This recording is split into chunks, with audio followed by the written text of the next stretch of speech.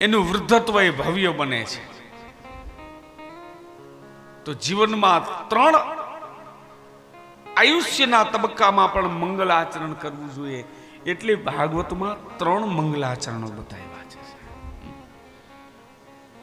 તો આવો ભગવાન વ્યાસજી જે શ્લોક દ્વારા મંગલાચરણ કરી રહ્યા છે. જન્માદ્યસ્ય યતો યન્વયાદી તરશ્ચાર્ષેષ્વભીર સ્વરા ને બ્રહ્મરુદાજજાત કવયે મોહયંત્ય સૂરય તેજો વારી મૃદામ યથા વિનિમયો યત્ર ત્રિસર્ગો મૃષા ધામ્ના સ્વેન સદા નિરસ્તકુહકમ સત્યમ પરમ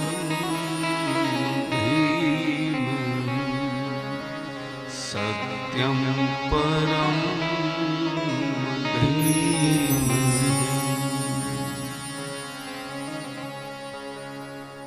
ભાગવતના પ્રથમ સ્કંદમાં મંગલાચરણ કર્યું છે.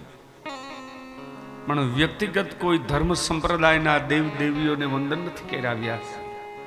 સત્યમ પરમ ધીમહિ ભગવાને સત્ય સ્વરૂપની વંદના કરી છે. અને સત્ય સ્વરૂપની એક શક્તિનું વિવિધ રૂપ એટલે આપણા દેવ દેવીઓ છે. કોઈ રામને માને, કોઈ કૃષ્ણને માને, કોઈ શિવને માને, કોઈ સ્વામિનારાયણને માને.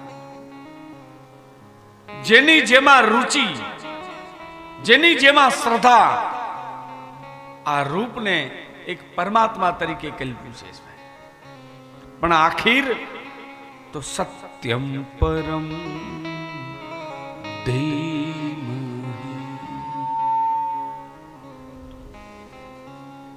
શાસ્ત્રો હંમેશા ધર્મની એકતા કરે છે, ધર્મને ખંડિત નથી કરતા. આ તો કલિયુગ છે ને, એટલે આટલા બધા સંપ્રદાયો ફૂલ્યા ફેલા છે અને એકબીજાનો વિરોધ કરવા લાગ્યા છે. સનાતન ધર્મમાં આ છે જ નહીં. ઈષ્ટ એક હોય પણ પરમાત્મા અનેક હોય છે. મારો ઈષ્ટદેવ હનુમાનજી મહારાજ હોય તો હું ગણપતિને જોઉં ને એટલે એમ તો કહે હનુમાનજી મહારાજ આજ તે ગણપતિનું રૂપ લીધું. મારી ઈષ્ટ એ કદાચ ચામુંડા હોય તો ખોડિયાર કે ઉમૈયાની પાસે જાવ ને તેથી હું એમ કહું મારી માં ચામુંડા તે આજ ખોડિયારનું રૂપ લીધું, તે ચામુંડાનું રૂપ લીધું. મારો ઈષ્ટ કદાચ કૃષ્ણ હોય તો ભગવાન સ્વામિનારાયણ સહજાનંદની સામે ઉભા રહી અને કહે કે મારા પ્રભુ આજ તો તે સ્વામીનું રૂપ લીધું. કહેવાનો અર્થ ઈષ્ટ શક્તિ એક છે. આમાં તો ઉદાહરણ એટલું બધું આપ્યું છે ભાઈ કે સત્ય પરમાત્મા એવું તત્વ છે કે જગતની ઉત્પત્તિ, સ્થિતિ અને લયના કરતા મેં ગઈકાલે કીધું હતું એ જળ નથી, ચેતન સ્વરૂપ છે. એટલે મેં કાલે કીધું હતું ને કે કોઈ પર્વત, કોઈ પથ્થર, કોઈ જળાશય એક આકારનું નહીં રહે, બદલાતું રહેશે. આનો અર્થ એમાં ચૈતન્ય છે.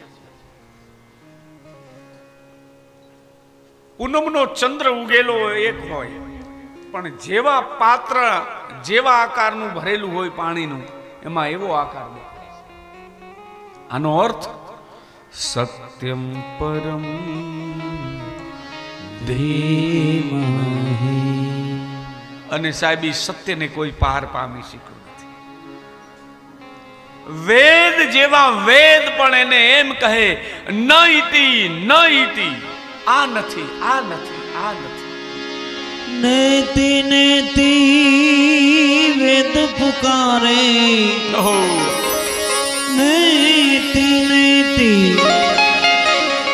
वेद पुकारे, नेति की अजब निशानी है, नहीं मिलती कोई बात वेदन में,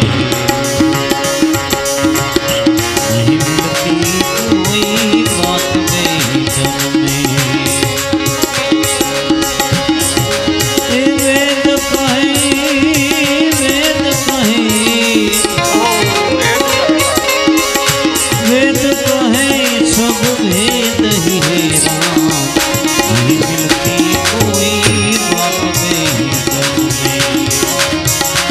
जो जाने वही पहचाने, बात कहीं नहीं जाती है राम, बात कहीं नहीं जाती है राम.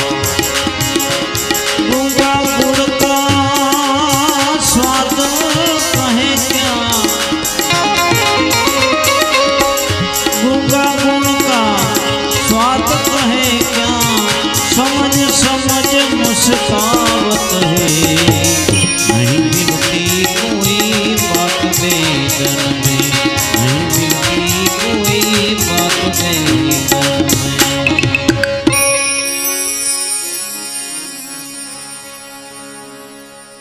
આવા સત્ય સ્વરૂપને વંદન કર્યા પછી જો કે મૂળ કથા નૈમિષારણ્યમાં ચાલે છે. મેં ગઈકાલે વાત કરી હતી. શૌનકાદિક વગેરે 88,000 ઋષિઓને સુત મહાપુરાણી કથા કહેવી છે. અને મેં કાલે કહ્યું હતું ને કે ભાગવત એક સંવાદનો ગ્રંથ છે. ભાગવતની શરૂઆત નૈમિષારણ્યની અંદર સુત મહાપુરાણી કહે છે. એમાં શૌનકજી વચ્ચે પ્રશ્ન પૂછે છે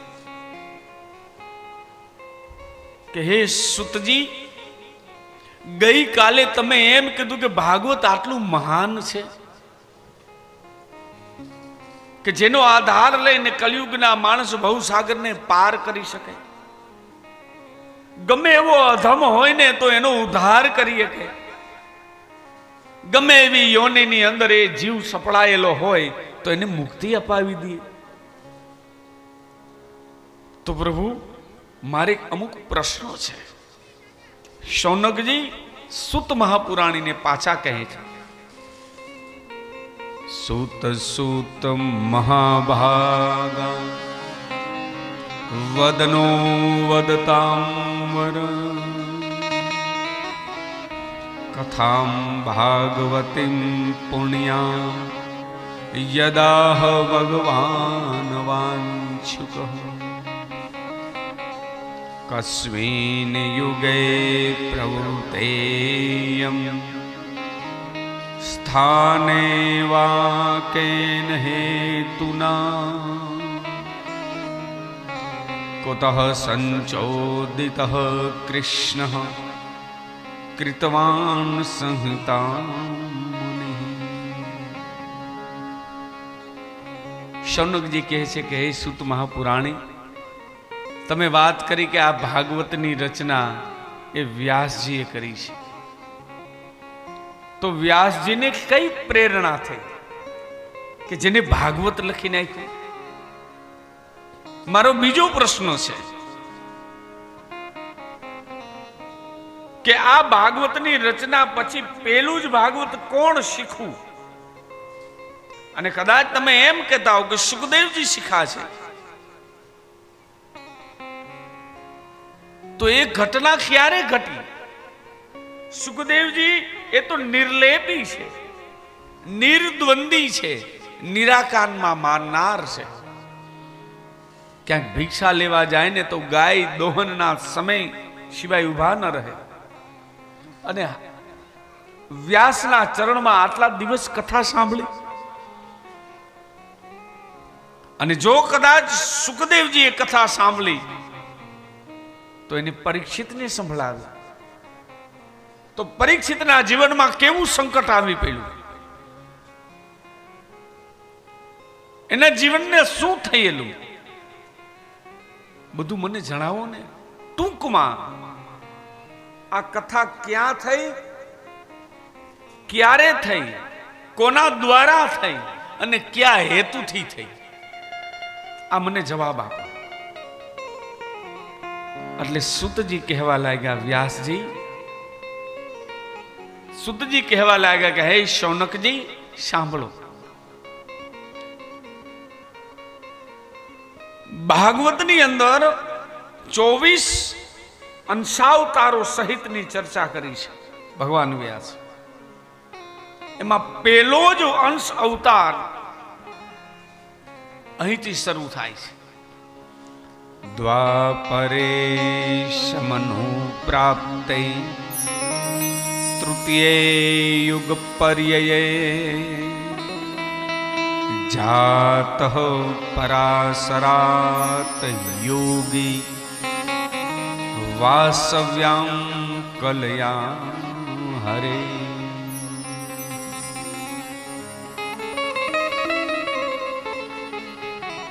દ્વાપર યુગની શરૂઆતમાં એક પરાશર ઋષિ અને સત્યવતી નામની મત્સ્યગંધા, આ બંનેના સંયોગ દ્વારા એક બાળક જન્મે છે, જેનો જન્મ કૃષ્ણ દ્વીપની અંદર થાય છે, યમુનાના। એટલે એને એ બાળકનું નામ રાખવામાં આવે છે કૃષ્ણ દ્વૈપાયન। હળવે હળવે મોટા થયા અને જેને બોરા ખાઈ અને તપશ્ચર્યા કરી, એટલે એનું નામ પડ્યું બાદરાયણ મુનિ। અને જે વેદની શાખાઓ વિખરાયેલી હતી, એ સમગ્ર વેદનું સંકલન કર્યું, એટલે એને કહેવાના વ્યાસ ભગવાન। બોલો વ્યાસ ભગવાન કી। પેલો ભગવાનનો અંશ અવતાર છે। વ્યાસજીએ 18 પુરાણની રચના કરી, વેદોનું સંકલન કર્યું, મહાભારત જેવા દળદાર ગ્રંથની રચના કરી, પણ ભગવાન વ્યાસને ભીતરની શાંતિ મળતી નથી। ભાઈ મનમન વિચાર કરે કે આટલા મેં ભગવાનના ગુણગાન ગાયા, મને ક્યાંય શાંતિ મળતી નથી, લાવને શાંતિની ખોજ કરું। એટલે ભગવાન વ્યાસ સરસ્વતી નદીના કિનારે શામ્યપ્રાસ નામનો આશ્રમ બનાવ્યો, અને ત્યાં વિચાર કરે છે કે મારા ભીતરની શાંતિ કેમ નથી। અને યાદ રાખજો, દુનિયામાં બધા જ પ્રકારની શાંતિ મળે, પણ અંદરની શાંતિ ન હોય ને એ શાંતિ શાંતિ નથી। જેને સંતોષનો ઓડકાર આવે, જેને અહેસાસ થાય ખૂબ સુખ છે, આ અંદરની શાંતિ છે। અને એ જ સમયે શ્રીમન નારાયણ નારાયણ નારાયણ ભજમન નારાયણ નારાયણ નારાયણ નારાયણ નારાયણ ભજમન નારાયણ નારાયણ નારાયણ। ये श्रीमन नारायण नारायण नारायण શ્રીમન નારાયણ નારાયણ નારાયણ। ये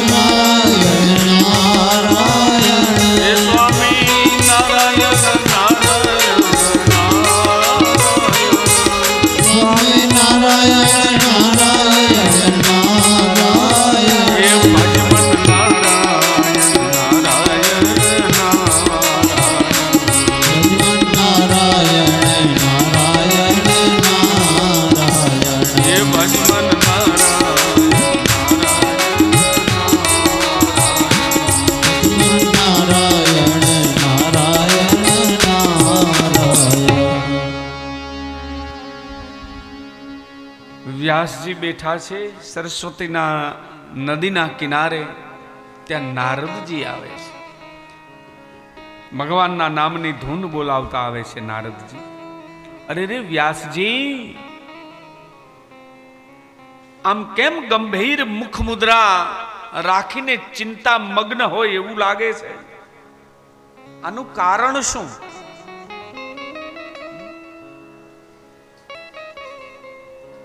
વ્યાસજી કહેવા લાગ્યા, નારદજી તમે ઓળખી ગયા? હા મહારાજ, આપ તો સંત છો. મારી વેદના જણાવું છું કે મેં વેદોનું સંકલન કર્યું, 18 પુરાણની રચના કરી, દળદાર મહાભારતની રચના કરી, જેમાં ભગવાનની લીલા મેં વર્ણવી, એના અવતારને મેં વર્ણવ્યા, પણ મને અંદરથી સંતોષ નથી, મને અંદરની શાંતિ મળતી નથી, મને ભીતરની શાંતિ મળતી નથી. નારદજી કહેવા લાગ્યા, ક્યાંથી મળે? વ્યાસજી, તમે અત્યાર લગીમાં જે પુરાણની અંદર ભગવાનની જે ચર્ચા કરી, ભગવાનની જે તમે વર્ણન કર્યું, એની ભક્તિ કરી, એમાં ક્યાંય મારા ઠાકોરજીના બાલ સ્વરૂપને બતાવ્યું છે? ના પ્રભુ, ભગવાનના બાલ સ્વરૂપની ચર્ચા કોઈ ગ્રંથમાં નથી. તને ખબર છે વ્યાસ? નારદજી કહે છે કે ભગવાન કૃષ્ણ આ ભૂમિ ઉપર 125 વર્ષ રહ્યા, પણ એમાં 11 વર્ષ ને 52 દિવસની જે લીલા છે ને, એ અદ્ભુત લીલા છે, જેમાં ભક્તિ નિતરે છે, જેમાં પ્રેમ લક્ષણા ભક્તિ પ્રગટ થઈ છે. તો ભગવાનનું બાલ રૂપ કેવું હોય? કલ્પના તો કરો વ્યાસ. બરહાપીડમ નટવર વપુઃ કર્ણયોઃ કર્ણિકારમ બિભ્રતવાસ કનક કપીશમ વૈજયંતી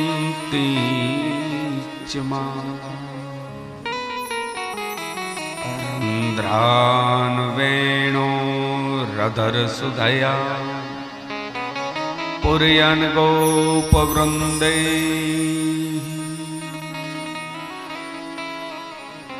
મારા બાલ સ્વરૂપ ઠાકોરજીનું રૂપ કેવું છે ભાઈ? બરહાપીડમ નટવર વપુઃ. પેલા આ બાજુ આવતો ને મજા આવતા, એટલે અમને થોડુંક ડિસ્ટર્બ ન થાય.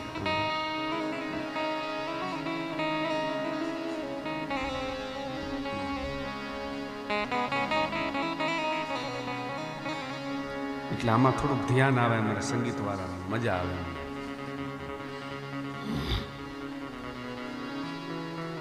સાહેબ, જો નાનકડો નટ હોય અને જે નાચતો હોય, કેવો રળિયામણો લાગે.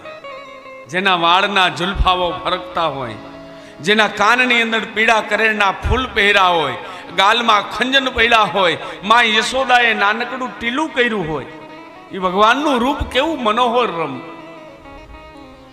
આમ જ્યાં કીધું ને ભગવાનનું રૂપ જોયું વ્યાસજીએ, અને સાહેબ સમાધિ લાગી ગઈ વ્યાસજીને. આહા, મારા પ્રભુનું આવું રૂપ છે, આવું સોહામણું રૂપ. અને ભગવાન વ્યાસને સમાધિ લાગી ગઈ ભાઈ,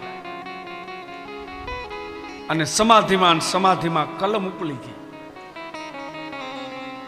નારદજી હળવેકથી બોલ્યા, વ્યાસજી, જો ભીતરની શાંતિ જોતી હોય ને તો ભાગવત ભાંખો,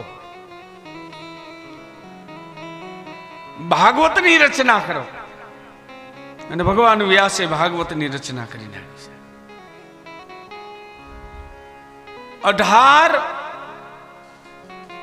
18,000 શ્લોક વાળી 12 સ્કંદમાં ભાગવતની રચના કરી. પણ હવે એનો પ્રચાર અને પ્રસાર કરે કોણ? ભગવાનજીને એમ થયું વ્યાસજીને કે ભાગવત કોઈ સામાન્ય ગ્રંથ નથી, આ તો સમાધિનો ગ્રંથ છે. ભગવાન વ્યાસને ભાગવત લખ્યા પછી પરમ શાંતિનો અનુભવ થયો. પણ વ્યાસ આખિર સંત છે ને, એકલા ન ખાય, વહેંચીને ખાય. જેમ એક ભાગવતની રચનાથી મને શાંતિ મળતી હોય તો આ જગતના પામર મનુષ્ય પણ ભાગવતનો આધાર લે ને તો એને જીવનમાં શાંતિ મળવી જોઈએ. તો એ ભાગવતનો પ્રચાર તો થવો જોઈએ. શું કરવું?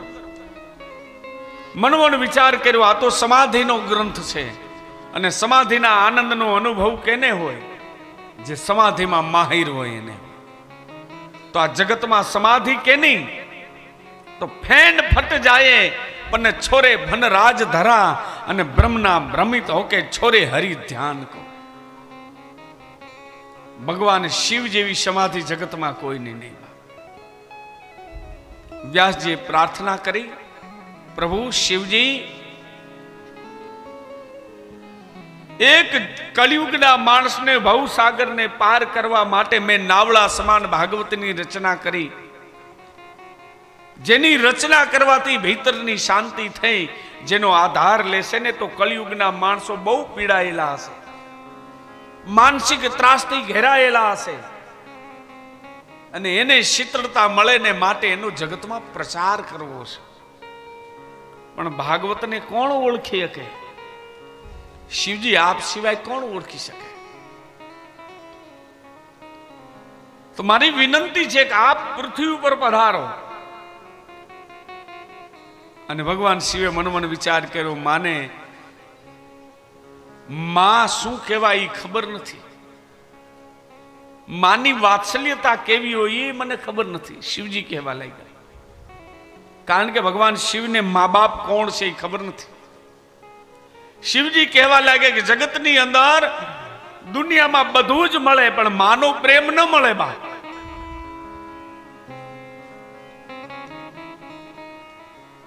અને હું આવતો તો ત્યારે અમારા દિનુ બાપુ કહેતા હતા કે આજે મધર્સ ડે છે.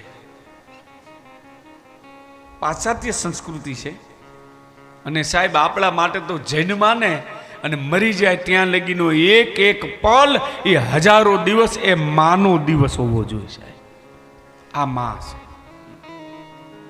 ભગવાન શિવજીએ વિચાર કર્યો કે હે વ્યાસજી, જો હું તમારે ઘેર પુત્ર તરીકે જન્મું ને તો મને માં શું કહેવાય ને એની ખબર પડે. જાઓ તમારે ઘેર હું દીકરા તરીકે જન્મીશ. અને ભગવાન શિવજી ભગવાન વ્યાસના પત્ની આરુણી દેવી એના ઉદરની અંદર પ્રવેશે છે. પણ શિવજીને મનોમન વિચાર આવ્યો કે આ જગત તો માયાવી છે અને હું તો માયાથી પર છું. જગતમાં જન્મું ને ક્યાંક માયા મને વળગી જાય તો.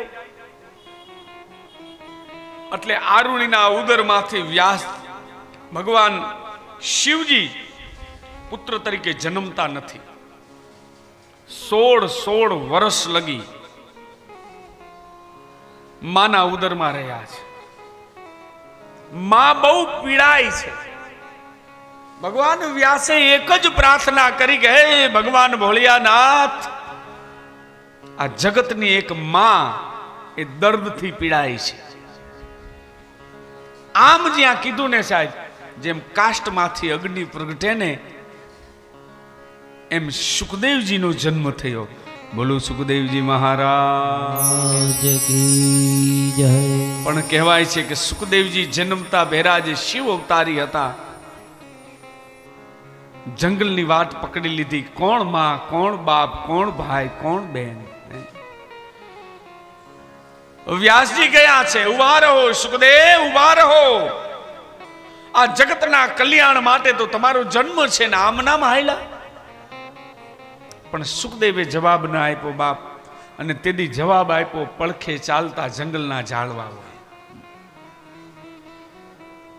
વ્યાસજી, તમે સંત છો.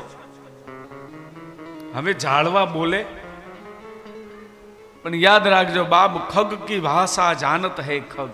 સંતની ભાષા સંત જાણે, ઝાડવા બોલે. અને એ જાણે કોણ? સંત હોય ને એ જાણી શકે. કારણ કે વૃક્ષ એના જીવનનો એક ગુણ એ ત્યાગ ભાવના છે. વૃક્ષ ઉછરે અને પેલું જ જીવનમાં સુગંધી પુષ્પ આવે તો બીજાને આપી દે. વૃક્ષ ઉછરે અને પેલું જ ફળ આવે તો પોતે ન ખાય પણ જગતને આપી દે છે. આ ત્યાગ ભાવના એ વૃક્ષમાં છે. અને યાદ રાખજો, એક પોતાના કુટુંબમાંથી બીજ જુદું પડ્યું અને પૃથ્વીમાં ભવની અંદર ભંડારનું, ખૂબ ગરમીમાં તપ થયો, પોતાના આંગળા વહેરાવી અને એક કોટો પેદા થયો.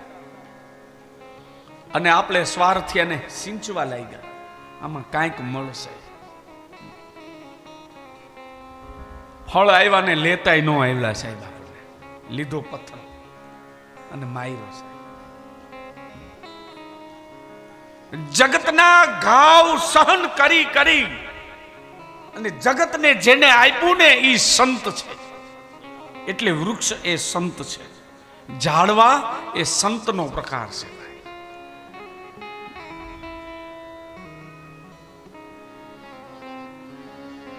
હવે વિચાર કરો, આપણે સ્વાર્થિયા કેવડા, પાણા મારી પથરા મારીને એમાંથી ફળ તોડી લે.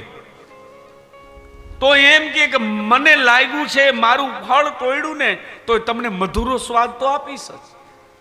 અને મધુરો સ્વાદ ખાધા પછી તમે તડકાથી હેરાન થાવ તો આવો મારી નીચે ગોદમાં સૂઈ જાઓ, હું તમને છાંયણું આપીશ, તડકો હું સહન કરીશ.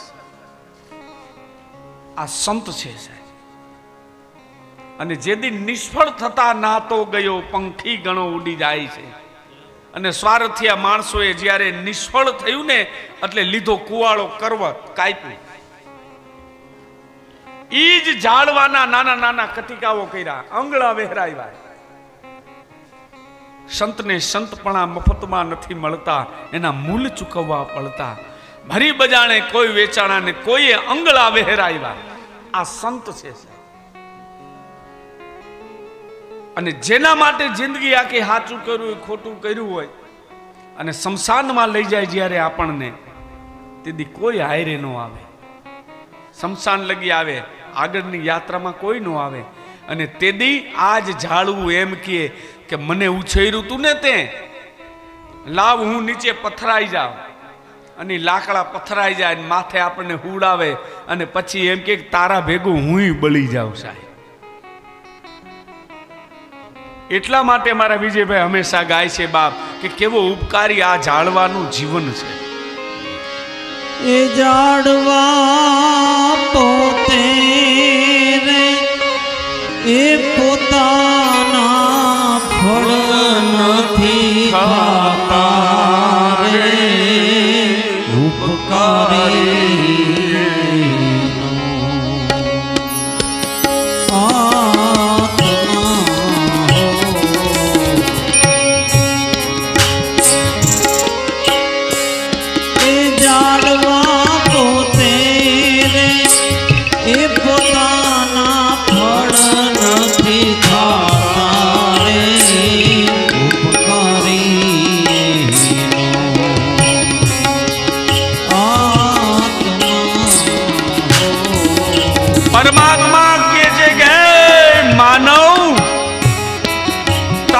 જીવનમાં હું કેટલાય રૂપ ધરીને આવું. વિચાર કરો, મારી માં ગાય, મેં કાલે જ વાત કરી હતી, ચાંદલો કરીને ખબર પડી જાય આપણા શરીરમાં રોગ શું છે. જંગલમાં જાય, ન ભાવે એવી વનસ્પતિ ખાય, કડવી તુરી નથી ભાવતી છતાં ગાય ખાય અને એનું દૂધ બનાવી અને આપણને પાઈને આપણો રોગ દૂર કરી દે. સાહેબ, આ મારી માં ગા એ પણ એક ઉપકારી આત્મા. ગાવડી પોતે રે એ પોતાના દૂધ નથી પીતી રે, ઉપકારી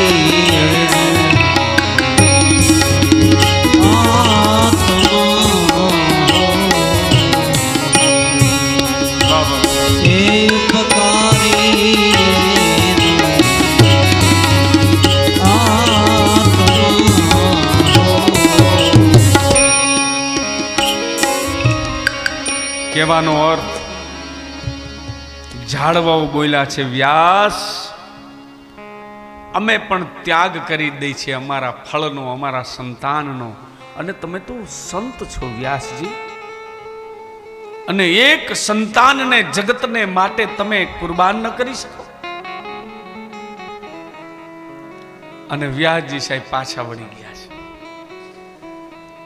વ્યાસજીએ વિચાર કર્યો કે સુખજી મહારાજ તો આમ નામ નીકળી ગયા, પણ મારે એને ભાગવત શીખવવું છે. એટલે આશ્રમના છોકરાઓને એમ કીધું કે તમે જ્યારે સમિધ લેવા જાઓ ને, અને કોઈ તમને યુવાન યોગી દેખાય જેમાં તેજનો ભંડારના પુંજ નીકળતા હોય, તો અહીંયા કણે મેં શીખડાવેલા શ્લોક ભગવાન વ્યાસ કહે છે એ તમારે ગાવાના છે. એમાં છોકરાઓ જંગલમાં જાય છે ને એક ઝાડવાની નીચે એક યુવાન મદમસ્ત સુતાશે છે, સુખદેવજી છે,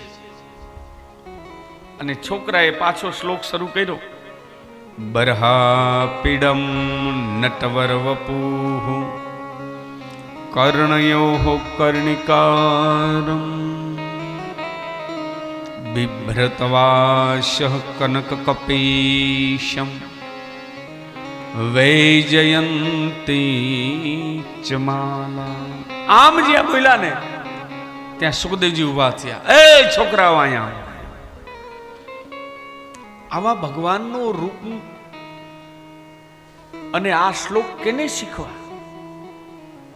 જ્યાં લગી મારા ઠાકોરજીના મુખની અંદર મોરલી ના આવે ને ત્યાં લગી અધૂરું છે. હવે એનું પૂરું કરો.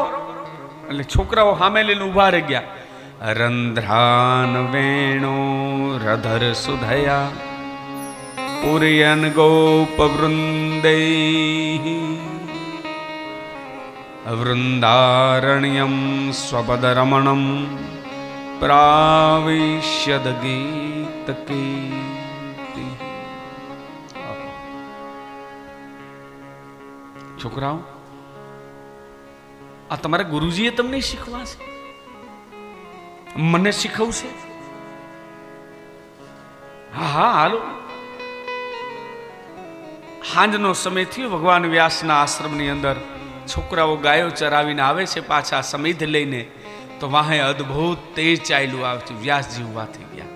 મારો શું ગાય? મારો દીકરો આવ્યો.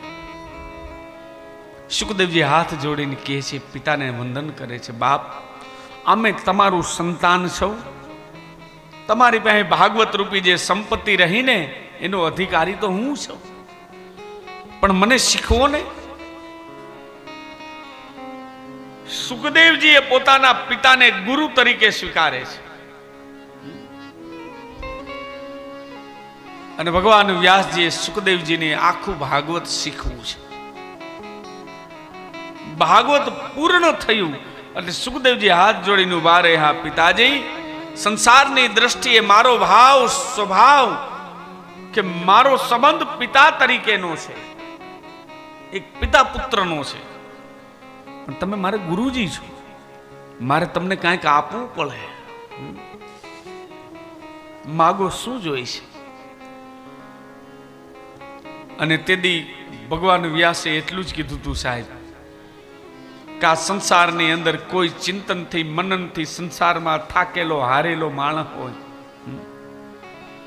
અને જેને ભગવાનના ચરણને સ્વીકારવાની તાલાવેલી લાગી હોય, અને સમુદ્રના કિનારે બેઠેલો કોઈ કેક મારી આંગળી ઝાલીને મને ભવ પાર ઉતારો, કોક તો મારું બાવણું ઝાલો, આવો કોઈ આર્ત નાદ વાળો વ્યક્તિ હોય ને તેની એની આંગળી ઝાલી અને આ સંસારના ભવસાગરને પાર ઉતારી દેજે, જા મારી આ ગુરુ દક્ષિણા છે. સુખદેવજી નીકળી ગયા છે. કહેવાનો અર્થ, શુદ્ધ મહાપુરાણીએ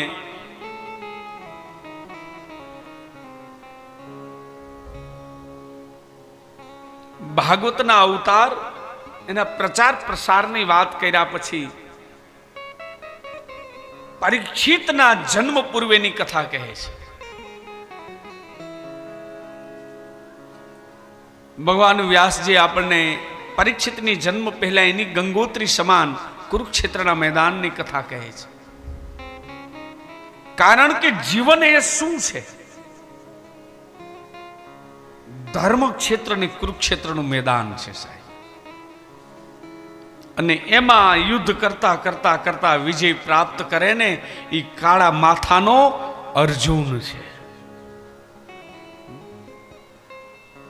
ધર્મ ક્ષેત્રે કુરુક્ષેત્રે સમવેતા યુયુત્સવ મામકાહ પાંડવાશ્ચૈવ કિમ કુર્વન સંજય. ગીતાનો પહેલો શ્લોક. ગીતાની શરૂઆત કુરુક્ષેત્રના મેદાનથી થાય છે. અને કૃષ્ણમાં પ્રેમ ક્યારે જાગે? જ્યારે સંસારમાં થાકી ગયા હોય, યુદ્ધ કરી કરી, વિચારમાં, ટેન્શનમાં, કામમાં, તેથી કૃષ્ણ સાંભળે છે. એટલે ભૂમિકા બાંધવાને માટે ભગવાન વ્યાસ કુરુક્ષેત્રના મેદાનમાં લઈ જાય છે.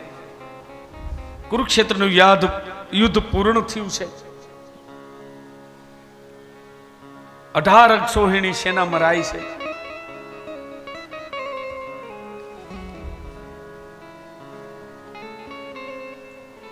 દુર્યોધનની હાથળને ભીમે ભાંગી નાખી છે. શૈલેષભાઈ,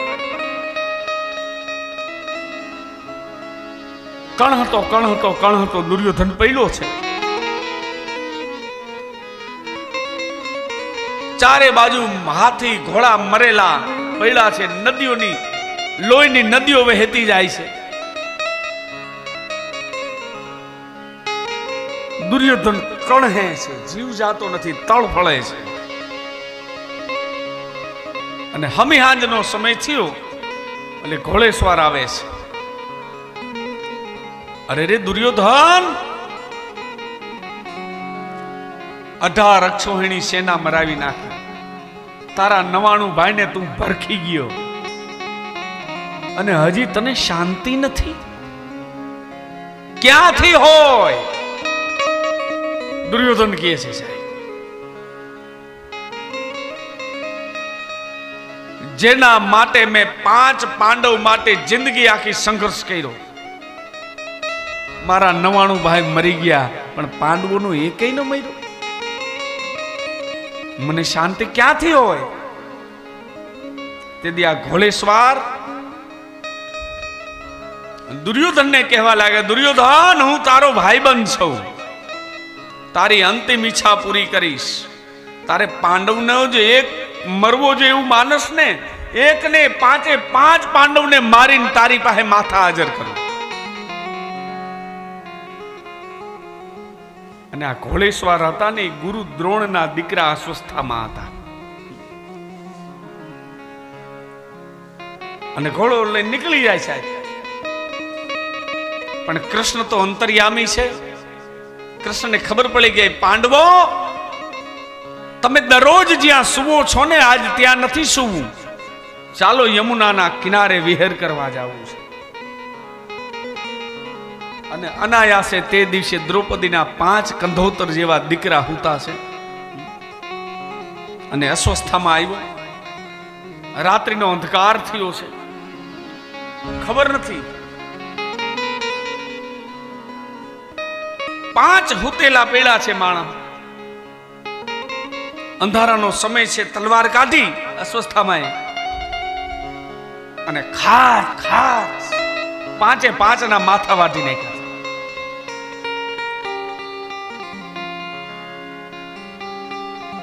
હાથમાં વાળ પકડી અને ઘોડેસવાર થઈને કુરુક્ષેત્રના મેદાનમાં આવે છે. લે દુર્યોધન, આ તારા દુશ્મનના માથાઓ, પાંડવોના માથા. દુર્યોધન કહેવા લાગ્યો, પેલા મારો દુશ્મન ભીમ હતો એનું માથું આપ. થોડુંક મોટું માથું હતું એવું લાગ્યું ને, અંધારાની ખબર ન પડી એટલે એ જોઈને એને આપ્યું. પણ જ્યાં દુર્યોધને હાથમાં લીધું ને આમ મુઠ્ઠી વારીને તો ભરભર ભૂકો થઈ ગયો સાહેબ. દુર્યોધન કહેવા લાગ્યો, એ અસ્વસ્થામાં કઈ ભૂલ તો નથી કરીને?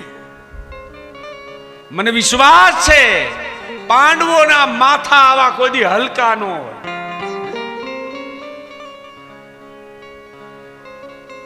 આમ કીધું ને અસ્વસ્થામાં જ્યાં ઉભો રહી ગયો ને સૂર્યનારાયણ ઉદિત થયા,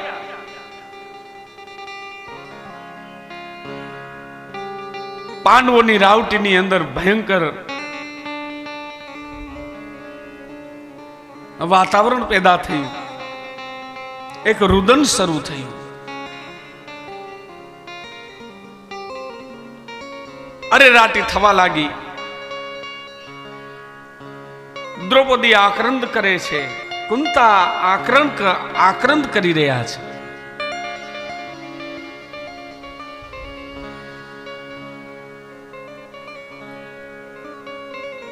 અરે રે દેવી, ધર્મરાજા કહે છે દ્રૌપદીને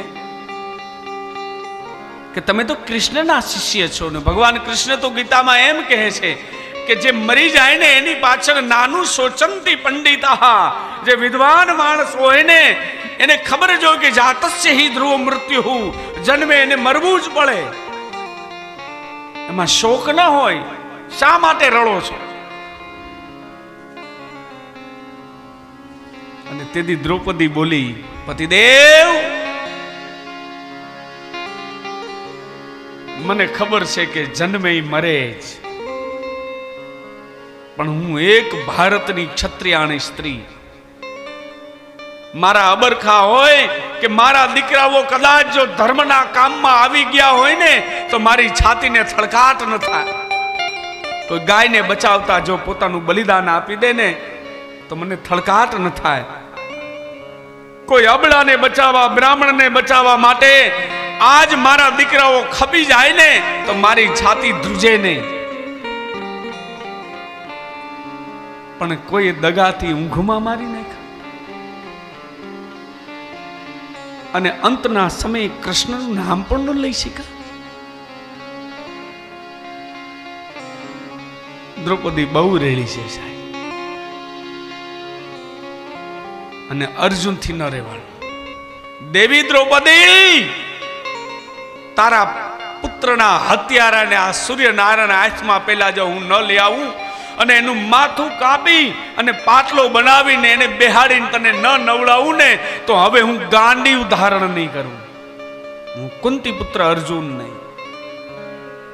એ ઠાકોરજી, રથ જોડો. અને સાહેબ ભગવાન કૃષ્ણે રથ જોડ્યો. અસ્વસ્થામાં ખબર પડી કે હવે આપણું આવી બન્યું ભાઈ.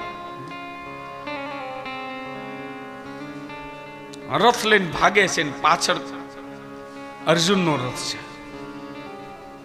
એક વેદ બે વેદ, એક વેદ બે વેદ.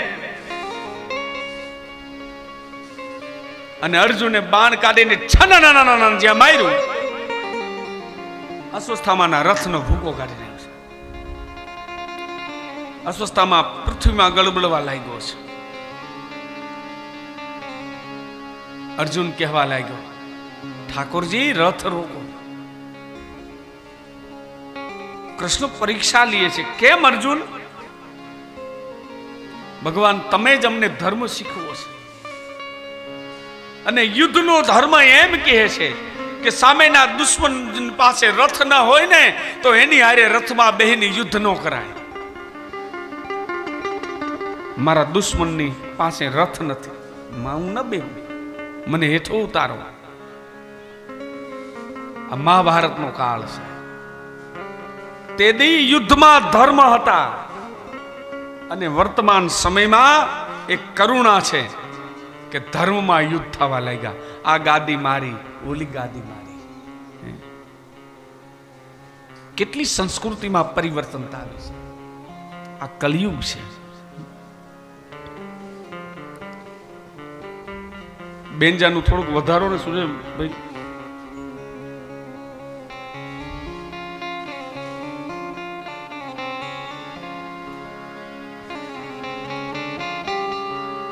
હવે વિચાર કરો, અહીંયા કૃષ્ણ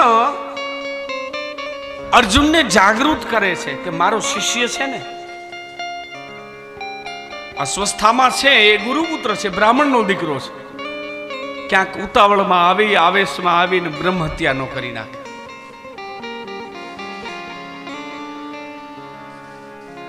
કૃષ્ણે વિચારી લીધું કે મારે જગાડવો છે, પણ નિમિત્ત તો જોઈએ ને. એ જ સમયે અસ્વસ્થામાં એક બ્રહ્માસ્ત્ર છોડ્યું.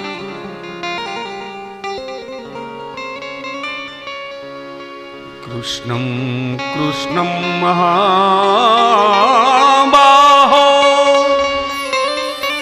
ભક્તાનામ ભયંકર ત્વમૈકો હૃદયમાના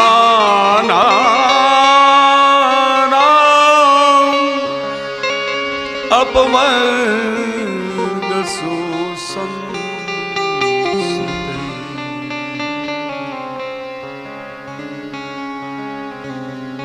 એ કૃષ્ણ, મને બચાવો, મને બચાવો. મારા શરીરમાં અગ્નિ ઉત્પન્ન થઈ છે. કૃષ્ણને બાનું મળી ગયું અર્જુનને સમજાવવા માટે. અર્જુન, તારા ઉપર તારા ગુરુની રહેમ કેટલી છે.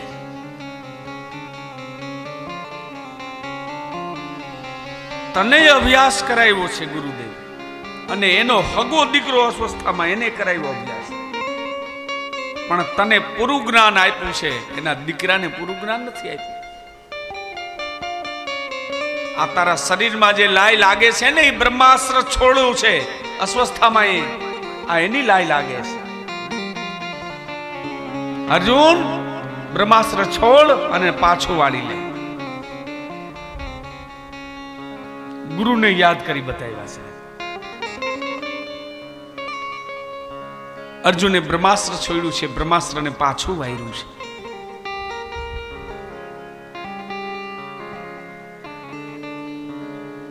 શરીરમાં અગ્નિ હતી, શાંત થઈ દોડ્યા અર્જુનજી અને અસ્વસ્થામાને પકડી લીધો. તલવાર લઈને જ્યાં મારવા જાય સાહેબ,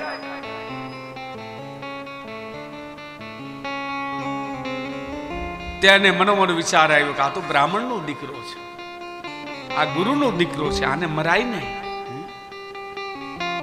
અને એમાં જો બ્રાહ્મણને મારીએ ને તો એને કૃતજ્ઞતા કહેવાય, અને કૃતજ્ઞતા આ બ્રહ્મ હત્યાથી પણ વધારે પાપ છે.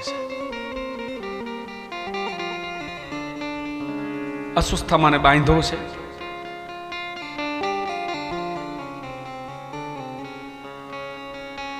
દ્રૌપદીની પાસે લઈ આવે છે. દ્રૌપદી કહેવા લાગ્યા, અરે રે, આ યજ્ઞમાં જેમ બલિ આપવા માટે પશુને બાંધો, એમ બ્રાહ્મણના દીકરાને બાંધો છે. છોડી દો, છોડી દો. અર્જુન કહેવા લાગ્યા, દેવી, તને ખબર નથી, આ તારા દીકરાનો હત્યારો છે અને છોડવાની વાત કરીશ. અને તેથી ભારતની એક સ્ત્રી એમ બોલી કે પતિદેવ, સામેનો માણસ વિવેક ભૂલે એટલે આપણે ભૂલવાનું. જો દુર્જને દુર્જનતા ન છોડે તો સજને સજનતા છોડાય. આખિર દુર્જની દુર્જન છે અને સજની સજન છે. તમે વિચાર તો કરો, મારા 5 કંદોતર જેવા દીકરા એ વયા ગયા છે, હવે આને મારશો તો પાછા આવશે?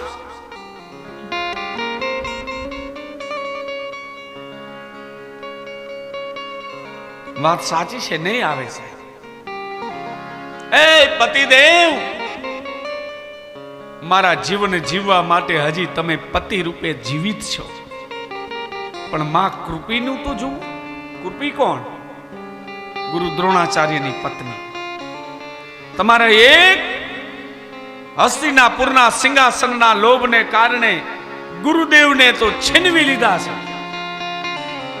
માં કૃપીને કોઈ આધાર નથી. હવે એના દીકરાને મારી નાખશો? પતિદેવ, એક સ્ત્રીના આંસુ ન લઈ શકો તો કાંઈ નહીં, પણ બીજી સ્ત્રીને આંસુ વહેવડાવવાનો તમને કયો અધિકાર છે? સાહેબ કેટલી ઉદારતા હતી. અને એટલે જ આપણું શાસ્ત્ર એમ કહે કે ક્ષમા વીરસ્ય ભૂષણમ. હશે જાતું કરો. અને જગતમાં જેને જાતું કર્યું છે ને સાહેબ એને જ વિજય પ્રાપ્ત કર્યો છે. પછી કુટુંબ હોય, ભાઈ હોય, સમાજ હોય, જાતું કરતા શીખી જાવ છે. શાસ્ત્ર આપણને શીખવે છે. મારો ભાઈ છે ને જાતું કરો, મારી દેરાણી છે ને જાતું કરો, મારી જેઠાણી છે જાતું કરો, મારી નણંદ છે, મારી ભોજાઈ છે. આપણે કોઈ દી એવું વિચાર કર્યું કે સામેના વ્યક્તિએ મારા વિશે શું કીધું, પણ કઈ પરિસ્થિતિમાં કીધું, એવો વિચાર કર્યો જ નહીં. એટલે ચકમક જરી જાય અને ઘરે ઘરે નાનકડી અગ્નિ લાગવા લાગી. સંયુક્ત કુટુંબ વિભક્ત થવા લાગ્યા. બધા નોખા નોખા વેરાઈ ગયા છે. આપણે ક્યાં હતા ને ક્યાં પહોંચી ગયા? આપણી સંસ્કૃતિ શું હતી ને ક્યાં જતી રહી છે? શાસ્ત્રો એમ કહે છે જાવા દો સાહેબ, જાતું કરો. અને કદાચ સામેના માણસની ભૂલ થઈ છે, થઈ ગઈ, બાણ છૂટી ગયું, પછી એનો સરળ ઉપાય સહન શક્તિ છે. આમ જ્યાં દ્રૌપદી કહેવા લાગીને એટલે ધર્મરાજા ઉભા હતા. વાહ દેવી વાહ, દેવી તમારી વાત સાચી છે, અર્જુન છોડી દે. પણ પડખે ભીમ ઉભો તો સાહેબ, હથેળી ચોડતો તો, અર્જુન મારી નાખ. અર્જુનને ધર્મ સંકટ આવ્યું છે. બંને મોટા ભાઈ, કેનું માનવું? એક મોટા ભાઈ કહે છે છોડી દે, એક કહે છે મારી નાખ. અને યાદ રાખજો, જે દી ધર્મ સંકટ આવે ને તે દી એનો માર્ગ જગતમાં ગુરુ સિવાય કોઈનો બતાવી કે છે.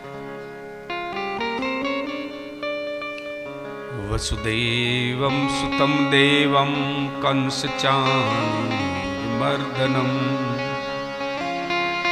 દેવકી પરમાનંદમ કૃષ્ણમ વંદે જગત ગુરુ. કૃષ્ણમ વંદે જગદ્ગુરુ, કૃષ્ણમ વંદે જગત. કૃષ્ણ ઉભા છે. આખી દુનિયાના ગુરુ એક કૃષ્ણ છે.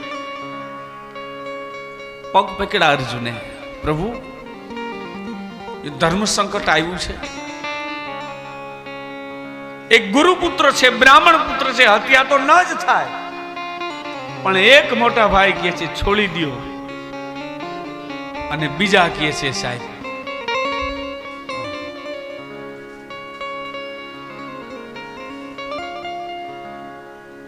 તેથી કૃષ્ણે કીધું અર્જુન આયા માથે હાથ મૂક્યો છે. તને ખબર છે શાસ્ત્રમાં એમ કીધું છે કે જાહેરમાં બ્રાહ્મણની શિખા કાપવી ને એટલે હત્યા બરાબર છે, અપમાન. એની શિખા કાપ એટલે તારું વચન પૂર્ણ થઈ જશે અને બ્રાહ્મણનો દીકરો બચી પણ જશે. એટલે અસ્વસ્થામાને પકડા છે અર્જુને, એની શિખા કાપી લીધી, માથેથી મણી લઈ લીધો છે. પગ પછાડતો અસ્વસ્થામાં ભાઈગો ખીજાઈ ગયો છે. અપમાન થયું છે બ્રાહ્મણનું.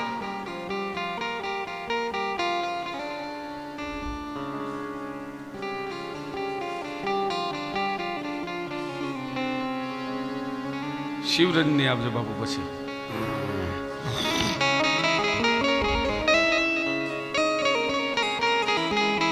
ભગવાન કૃષ્ણ દ્રૌપદીના 5 દીકરાઓને યમુના નદીના કિનારે અંતિમ સંસ્કાર કર્યા છે, મુક્તિ આપી. ભગવાન કૃષ્ણ ઉદ્ધવજીને કહે છે કે ચાલો હવે દ્વારકા જવું છે ને. ભગવાનનો રથ ચલાવતો સાત્યકી રથ જોડો. કૃષ્ણ જવાની તૈયારી કરે છે, પાંડવો બધા ઉભા છે. સજળ નેત્રે ભગવાનને વિદાય આપે છે. કૃષ્ણ તું જઈશ?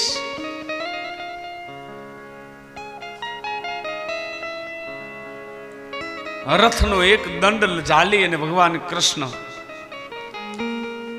રથ ઉપર જ્યાં ચડવા જાય, પાહી પાહી મહાયોગિન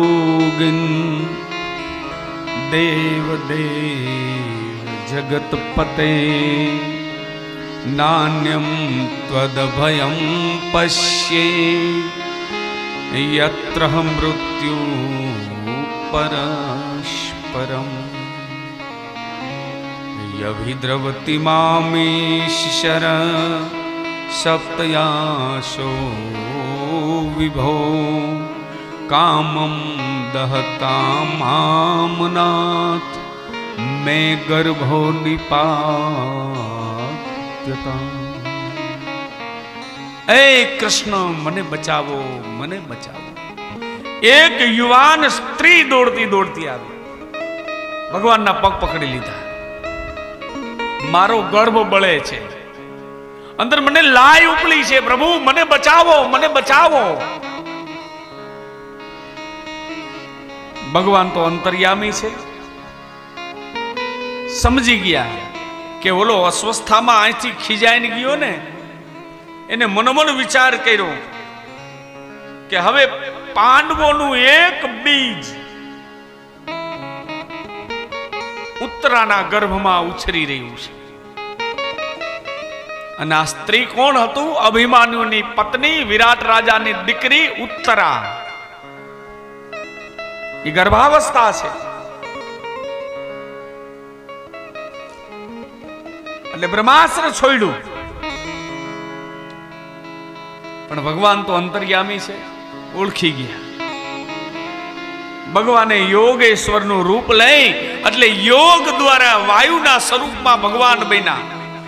અને ઉત્તરાએ પાછો શ્વાસ લીધો, ભગવાન એના ગર્ભમાં ગયા છે. અને ગર્ભમાં જઈ અને ભગવાને એના ગર્ભનું રક્ષણ કર્યું. બ્રહ્માસ્ત્રને નિષ્ફળ બનાવ્યું. એક ક્ષણમાં ભગવાન પાછા નીકળ્યા છે.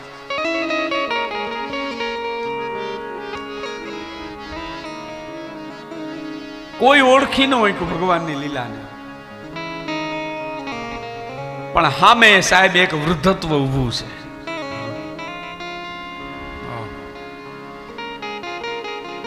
સફેદ ચાંદીના પતરા જેવા જેના વાળ છે, હાથ જોડ્યા છે, આંખમાં દર્દન આંસુડા છે. હે યોગેશ્વર! આમ જ્યાં અવાજ સાંભળ્યો ને કૃષ્ણ દોડ્યા. અરે રે બુવા! બુવા એટલે ફૈબા. તમે તો મારા ફૈબા છો, તમારે મને પૈકી લગાય કે મારે તમને લગાય? બેટા, સંસારની દ્રષ્ટિએ તું મારો ભત્રીજો થાસ. આ કુંતા માતા છે. બેટા, સંસારની દ્રષ્ટિએ તું મારો ભત્રીજો થાસ, પણ હું તને ઓળખી ગઈ છું. તું મારા ભાઈ વસુદેવનો જ દીકરો નથી, તું તો 14 બ્રહ્માંડનો ધણી છો. મને ખબર છે કૃષ્ણ, જેદી જીવનમાં અમે મુશ્કેલીમાં પડ્યા છે ને, તેથી અમને ઉગારનાર તું છો. આજ મને ધરાય અને એક ભગવાન તરીકે મને સ્તુતિ કરવા દે. નમસ્તે પુરુષમ ત્વાદમ ઈશ્વરમ પ્રકૃતે પરમ अलक्ष्यं सर्वभूतानां बहरन्तीर्वस्थितम्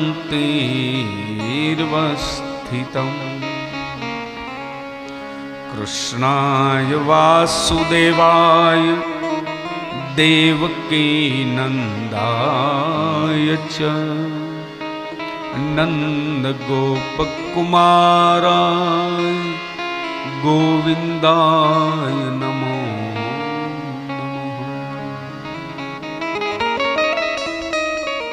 कुंताए स्तुति करी छे।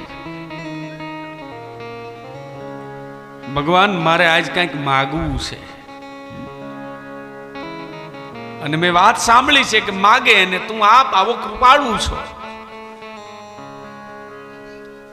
ભગવાન કહેવા લાગ્યા આ તો મારું કર્તવ્ય છે, કોઈ માગે ને ન આપું તો એવો હું નઠારો નથી। માગો શું જોઈશે? અને સાહેબ કુંતાએ જેવું માગ્યું છે ને એ જગતમાં કોઈ ન માગે। विपदः सन्तु न सस्वद तत्र तत्र जगत गुरो भवतो दर्शनम यस्यात् पुनर्भव दर्शनम। भगवान अमारू जीवन दुख थी भरी दे, अमारा जीवन में विपत्तिया। कृष्ण कहवा लाग्या बुआ आ शू मागो छो? मारी पाहे माणसो आवे ने तो एम के अमारी विपत्ति भागी जाए अने अमने संपत्ति मळे, अने तमे विपत्ति मागो छो? हाँ मारा प्रभु, मारू जीवन दुख थी भरी दे। मने विश्वास छे કે જે જે અમારા જીવનમાં દુઃખ આવ્યા છે ને પ્રભુ તું અમારા મદદે આવ્યો છે।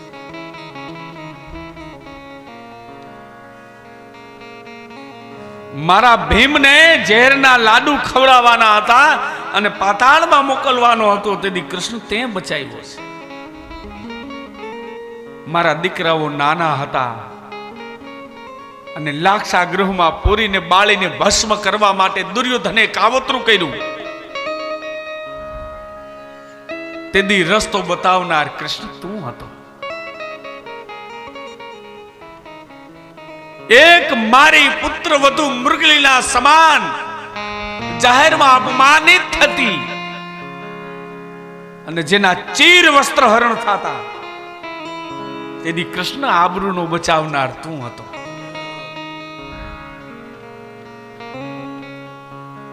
जुगार में हायरा पछी अमे जंगल में रेखड़ा ज्यां त्यां भटका, अमारू जीवन बचावनार कृष्ण तू हतो। विराट नगरी में गुप्त वेशे राखनार कृष्ण ए तू हतो। એટલે મને ખબર છે કે જેદી અમારા જીવનમાં દુઃખ પડે ને તેદી પ્રભુ તે અમને સહાય કરી છે। માટે જીવનમાં સુખ નથી જોતું, મને દુઃખ આ वो सुख पर पत्थर पड़ो राम हृदय से जाए। वो सुख पर पत्थर पड़ो कि राम हृदय से जाए। बलिहारी वो दुख की पल पल हरी बजाए।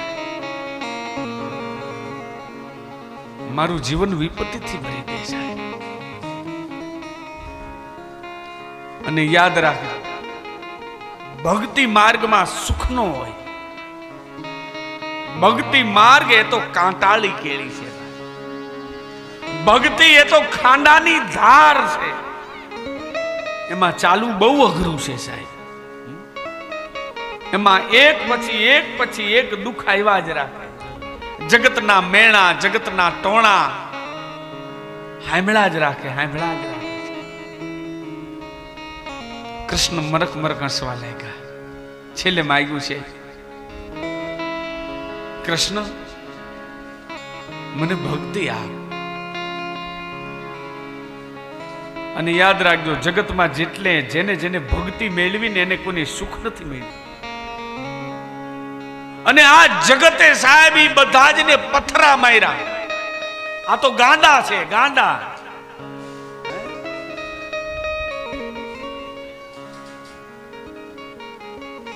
કુંતાને ભગવાને કૃષ્ણ ભક્તિનું પ્રદાન કર્યું છે. છેલ્લી મારી સ્થિતિ છે, મારી વિનંતી છે ભગવાન, વક્ત્રતિનિય ભવનયાસ્તિ તસ્ય સામામ વિહોમયતિ